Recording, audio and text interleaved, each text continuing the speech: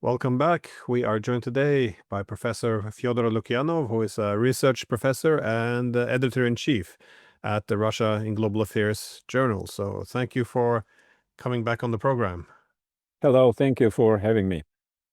So, both Russia and Ukraine see themselves essentially as fighting an existential war, which often leaves very little room for compromise. One sets their maximalist goals and their willingness to take immense risks.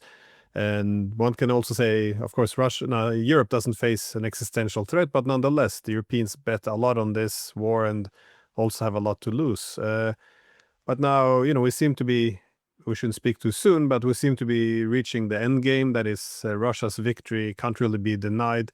And I think more and more people are coming to terms that it can't be prevented anymore either. But while Russia's winning the war, what more people are asking is whether or not it risks losing the peace that comes. I was wondering how do you address this issue, especially now that we have Trump's 28-point peace plan. Well, what is it that's required actually to establish a durable peace? This is a cliche which we hear all the time about maximalist goals, which particularly Russia is setting. And those goals, there is something there's not to start with and so on. In fact, what Russian leadership is claiming now, 3 months ago, half a year ago, 2 years ago, even actually from the beginning of the military campaign, it's absolutely the same. You can call it maximalist or you can call it in a different way, but this is a package of demands, package of conditions, which should be met in order to stop military phase and to start to create more or less stable security arrangements in Eastern Europe, maybe in Europe at large. I think we have discussed with you already in one of our previous meetings that actually those conditions never changed. Circumstances changed and some nuances or formulas how they are being displayed. But in fact, this combination of Ukrainian status as a country which cannot pose military threat to Russia directly or indirectly through the participation of other powers, that was the key element of everything from the beginning. It was not about territories initially. It started to get more and more territorial oriented after the failure of Istanbul process in March and April 22. Now, yes, reality is such that Russia has taken a significant part of additional territory. And of course, since there is, as you mentioned, an existential battle where compromises are very difficult to be achieved, so it's quite difficult to imagine conditions on which Russia would be ready to get back even a part of this territory. But again, everything is focused on territories now, but the essential part of all demands has always been something else. And this something else is the most difficult thing to address. And in this peace plan, or how to call it, by American administration, we see some attempts to reach out to Russia with some ideas about security guarantees. But first of all, it's still very very abstract, very unclear. And the more concrete, the more detailed it will be outlined now after, for example, negotiations between American delegation and Ukrainian delegation, not to talk about hypothetical European participation. I'm almost sure that the most essential things for Russia will be removed from this text. which would mean that this text is a no-go. Yeah, well, what is interesting though is on the topic of maximalist objectives, it's interesting that it seems to have come from the Europeans. That is, you've probably seen the European counterproposal. It has everything still there though. It has to be NATO expansion still in place. The Europeans should be allowed to send their troops. They want security guarantees for Ukraine. There can be no discussion of territorial concessions. And of course, Russia has to pay reparations, which is an interesting take that in victory or in defeat, the Europeans should be allowed to dictate the terms of the peace. But in terms of what, well, the Trump administration, it seems that they presented this peace proposal more as a draft, as a point of departure. But there was many sticking points there which seemed a bit strange, which would be, I can imagine, would be hard for Russia to accept. For example, taking the monies seized from Russia and send it to Ukraine. A lot of this doesn't really make much sense. But what do you think in this deal would be a deal breaker for the Russians? I think that one part of deal breakers might be the demand, which almost openly has been discussed as an obstacle since Alaska. That's a Russian claim that Ukraine should withdraw forces from the part of Donbass which Russia does not control. So that's symbolically very difficult for Ukraine. I think Americans, at least in the initial plan, they insist that they should do it, but it's not that easy. But another part, which I think is much more important, that's I come back to my first remark that the security, the future of the European security. Okay, let's formulate in a more concrete way. The future of mutual security between Russia and Ukraine, given the fact that Ukraine is like an agent of the rest of NATO, the rest of Europe, and this is the key element. And it seems that Ukrainians will do everything to remove limitations on this. I mean, both military capacity, which, by the way, in the American draft, 600,000 army, that's a huge army, actually. It's not for such a country. And also, of course, this neutrality status, no NATO alignment. What Europeans are trying to impose, it's exactly to get rid of this. And this is exactly what Russia necessarily and absolutely wants to have. So, okay, so the size of the Ukrainian army is really, well, that makes sense. I think, because, correct me if I'm wrong, but my impression was that the main concern from the Russian side would be that any peace agreement would be another Minsk, so merely a temporary halt, so NATO can rearm Ukraine and then fight another day. So I guess the two issues then would be the neutrality of Ukraine as well as the size of its army, with territory being almost a bit of a guarantee that it reduces the ability of Ukraine to be used as a front line in the future if it doesn't control these sensitive regions. But what do you see being the risks, though, of if there's no peace deal? Because it looks like then there could be a dilemma. On one hand, where would Russia stop? Would it, because if it leaves behind a rump state, it risks an insurgency for maybe decades. And but if it goes into Western Ukraine, it would find itself in a massive trap, which it wouldn't want to be.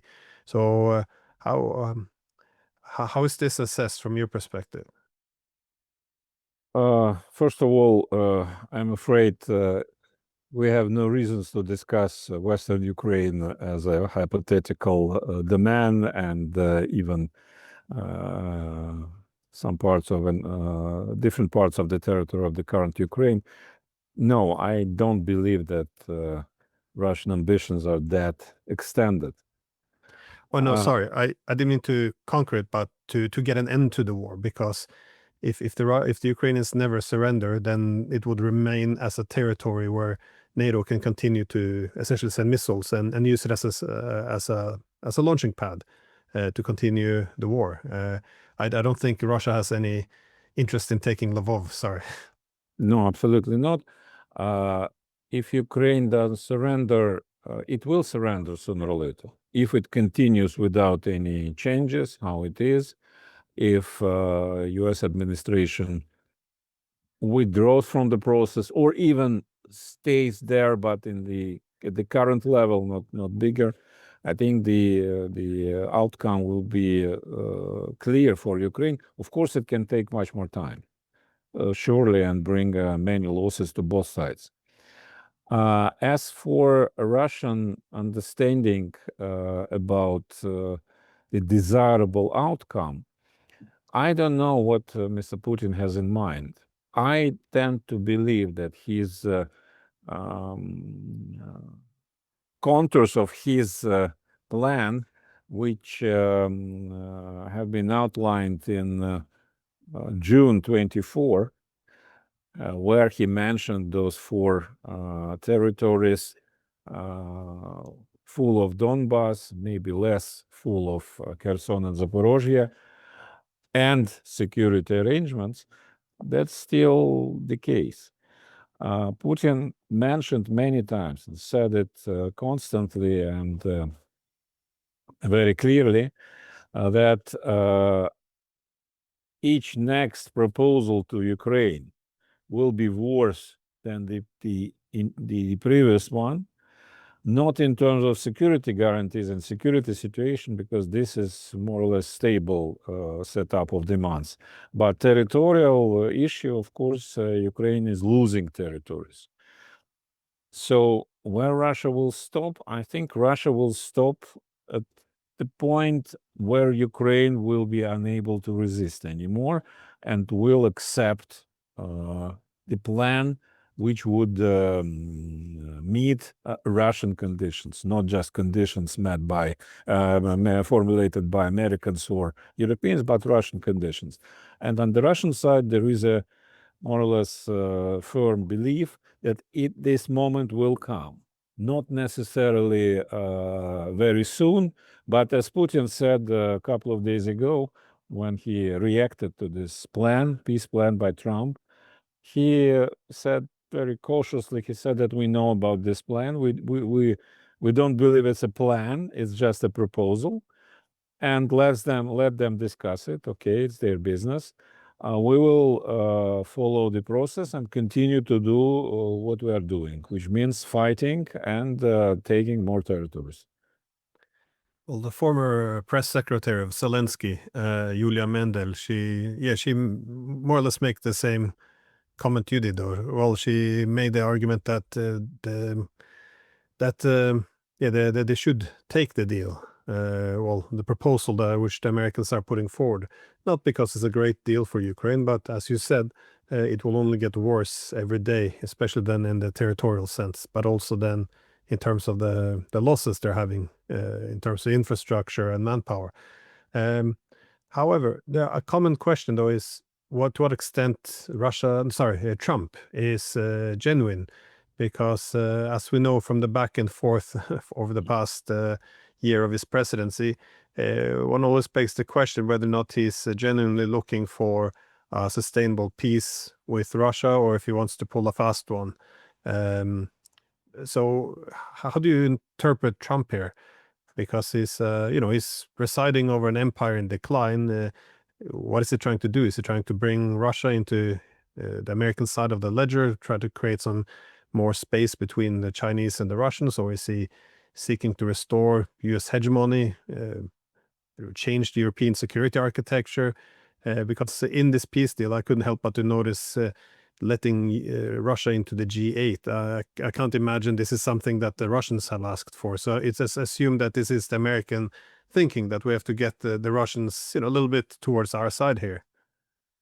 Oh, absolutely. The G8 point is a joke. So it's not only because no one else wants Russia to be in the G8, including Russia itself, but also strategically, if we even disregard a particular relationship between Russia and most of leaders there, European leaders there, Russia is not part of G8 or G7 because this is a club of the West. Full stop. And the period when Russia was admitted and participated was actually has proved that it was wrong decision. Russia did not belong there, and to some extent, I think it was very rational move to kick out Russia from the G8. So bye-bye. It's not what anybody needs anymore. Russia in the first line. But yes, I agree with you that this is the perception of Trump, that Russia should be given some symbolic credits, and he believes that Putin is as eager to get a recognition by others as he is himself. But it's not exactly the case anymore. Maybe initially it was important for Russian President Yeltsin and then Putin to be there, but that was long ago. I think that Trump is actually pretty genuine in his willingness and his desire to end this war. More than that, I even believe that he is sincerely mourning deaths of people there, because he's a very special personality, but he is not a warmonger. He is not a vampire. He doesn't enjoy blood spilling and so on. His approach is completely different. He's a very tough guy. He was a very cruel business person, but not of the kind which enjoys killing. So in this regard, yes, I think he's genuine. But the next aspect of this, the US administration is not unified around this idea. We see that different influences come from different angles. Secretary Rubio for sure has not the exact view of things as Mr. Witkoff and Mr. Vance and others. And Trump, in this regard, he is a person with intuition, but not so much knowledge. And actually, he does need knowledge. He doesn't want knowledge. He wants to feel things and to operate according to this intuition. He is fluctuating between different positions, and sometimes I witnessing President Trump's trajectory. I remember the late President Boris Yeltsin in Russia, and some people told at that time in 1990s that the last person who left his office left his mind, so left the president with his opinion. Then another came, and then so. I'm not sure that's exactly the case with Trump, but sometimes it looks like. I think that the problem is that Donald Trump doesn't want to get into any details of what is happening, any details, because he doesn't want to be dragged in a very complicated issue. He believes in, as Germans say, the German romantic tradition, Sturm und Drang. So you got right to the point, and then you break the deadlock and you go further. It doesn't work in this case, as it does work in many other cases. I think Trump has been very much inspired by the success, what he believes is a success of the Gaza settlement. Frankly, nothing has been settled there, and we don't know how it will end up, but at least it has been proclaimed as a big victory and big peace deal. And he wants to have something like this. Even that's quite interesting that in this Plan 28, we see some elements from the Gaza experience, like this Council of Peace chaired by Trump, who will govern over the territory, the process. It's very much non-diplomatic, so to say. It's invention by persons who don't believe that it should be in any kind of legal framework. And on the one hand, it might be productive at certain points. But in general, you mentioned Minsk agreements as a negative example. So it's absolutely correct reference, because if we prove to be unable to implement Minsk agreements, which were much, much simpler than what can be envisaged here, what the hell can guarantee that this treaty, extremely complicated one, extremely tricky one, will be implemented and kept ongoing? I cannot imagine that yet. And then, it's another thing that Russia, that's not a good preconditions for easy peace process. In Russia, there is a deep belief that as long as our army is fighting and winning, so Russian position is being taken into account, at least partially, at least to some extent. The moment when Russia stops, then all the rest, all others, will work together to counter Russia and to try to push it back. That's why I think this condition that no ceasefire before any deal, that's very strong and very firm. So no one will agree on anything else.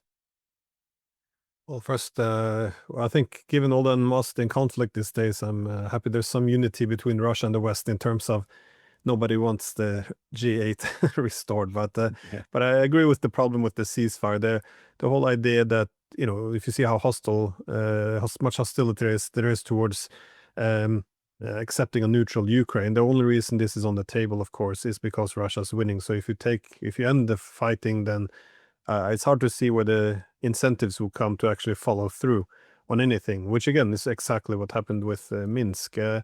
But just the last question though is the elections was one point there that the Ukraine has to get a new government, and it just it didn't make me think, because we were both recently at Valdai, and many foreign participants, there was a common theme which many were curious about. That is, many, especially from the Indian side, didn't understand why Russia hasn't attempted regime change. Now, this is not an advocacy, but the Americans usually try to take out the leadership, and then in the disarray that follows, put the pieces in place the way they want it. Do you have a good answer for why Russia hasn't gone for the regime change option? Again, not advocacy, just I'm curious what the strategic thinking is. First of all, regime change is absolutely not what Russia is able and capable to do, to be very frank. We don't imagine a lot of positive examples even during the Soviet time. So remember Afghanistan. It was a regime change in Afghanistan. But to which price? It went very, very terrible, difficult in 79. It did mean full-scale occupation of the country for another 10 years. So I wouldn't call it success at all. When we take the Russian experience after the collapse of the Soviet Union, you will not find any example of successful regime change executed by Russia. There were changes in some neighboring countries, including in Ukraine or in Azerbaijan or in Armenia, changes towards regimes or towards governments which were more favorable to Russia than the predecessors. But it was not because of Russian intervention. It was because of domestic trends. In Ukraine, for example, 2010, President Yanukovych was elected as the president after President Yushchenko, who was entirely and strictly anti-Russian, and Yanukovych was seen as pro-Russian. But that was not because of Russian intervention. That was because of some very interesting zigzags in Ukrainian public opinion. So Russia has no skills to do it, no tradition to do it. And to be very frank with you, I would prefer not to try, because if you try such complicated things without having skills, you can achieve the absolutely opposite result. And in particular in Ukraine, I don't think. Okay, let's imagine that Russia would have this idea. Ukraine is a very complicated environment. Ukrainian state, I would say, not Ukrainian people, but Ukrainian state, and the whole Ukrainian politics after collapse of the Soviet Union and emergence of this country, independent country, that was presented by many people, both in Ukraine and outside Ukraine, as a struggle between pro-Russian and pro-Western forces. But in fact, it was much more complicated. This simplistic scheme never worked, and to some extent, it brought Ukraine to the misery of today. Because in real terms, the establishment of the independent Ukrainian sovereign state was possible only on the basis of distancing from Russia, of anti-Russian sentiment, because otherwise, if you claim that Ukraine and Russia are brothers and so on, then unfortunately for them, the next question will come, is this state really needed? Is it necessary to have two states of same people? And that's why the national idea in Ukraine from the beginning was not the idea of the majority of population, but rather the idea of the very tiny minority in the western part of Ukraine. But that was the only one available, because the rest was rather indifferent towards the future. And the majority, after collapse of the Soviet Union, majority of Ukrainians, as majority of Russians, could not seriously believe and imagine that that's a real split forever. But it happened, and why I remember that? Because I don't believe that Russia ever had any forces inside Ukraine, inside political sphere of Ukraine, which could be seen as Russian agents. All of them, including those with more Russia-leaning rhetorics, like Yanukovych or Kuchma before, none of them were pro-Russian. They were pro-Ukrainian, and to be pro-Ukrainian in the political understanding of Ukraine was to try to move away from Russia, actually. In different forms, of course. What we see now, it's an extreme. What we saw under Yushchenko time was another extreme. But anyway, and that's why I think that, in fact, Russia had never any serious stuff, serious material inside Ukraine to create a pro-Russian forces, as Americans did in some other places. Even American experience shows that it doesn't work forever. It can work. It can be a shift. It can be a revolution. It can be a disruption. But after a while, look at Georgia. After a while, the national reality comes to terms with the real needs of the population. It should be, at least. Well, Alexander Solzhenitsyn made the same argument as you, though. He called the centuries-long or millennia-long history between Russia and Ukraine to be a double-edged sword. That is, on one hand, it made them into brotherly people, but also when you're that close, for many Ukrainians, they saw, as you said, why would we be a separate state if we are exactly the same? So the independence movement and sovereignty movement took the form by especially Western Ukrainians as a very anti-Russian project, which again then culminates in a civil war as well as an external conflict with Russia. So Solzhenitsyn predicted this one quite nicely. And with Yanukovych, you're very correct, though. After Yushchenko was installed by the West in 2004, in 2009, there was a Newsweek who reported something along the line that Yushchenko's star has fallen, and they reported that he only had 2.7% approval rating, making him the least popular leader in the entire world, which is kind of an impressive thing to do. So yes, I guess regime change might not be the best option. So anyways, thank you very much. I know you have a very, very busy schedule ahead of you, so I appreciate taking the time for us. Thank you, Glenn. Bye-bye.